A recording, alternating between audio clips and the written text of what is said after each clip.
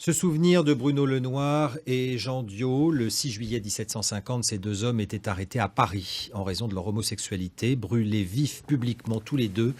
Ils furent le dernier couple homosexuel exécuté en France. Hier, la mairie de Paris a déposé une plaque en lieu et place de leur arrestation, rue Montorgueil, dans le 2e arrondissement. Isabelle Dupont avec Frédéric Askenazi.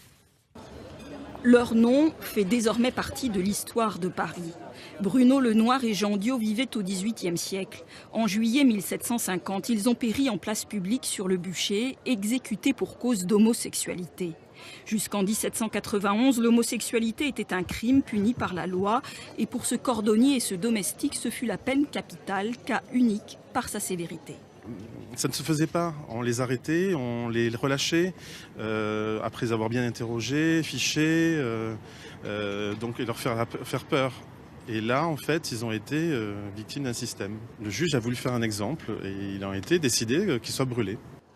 Rue Montorgueil, tout près de l'endroit où ce couple aurait été surpris et arrêté, une plaque commémore désormais cette exécution. Il aura fallu attendre 1982 sous l'impulsion de Robert Badinter pour que l'homosexualité soit dépénalisée. Seules quelques villes en France honorent dans leurs rues la mémoire des victimes de l'homophobie.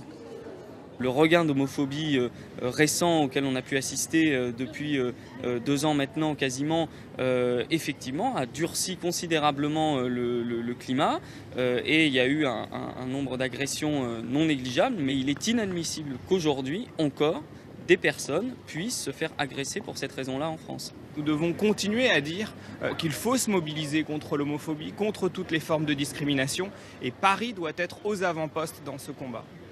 Une plaque pour se souvenir qu'il y a 250 ans en France, le pouvoir a exécuté des homosexuels, ce qui est encore le cas dans d'autres pays du monde.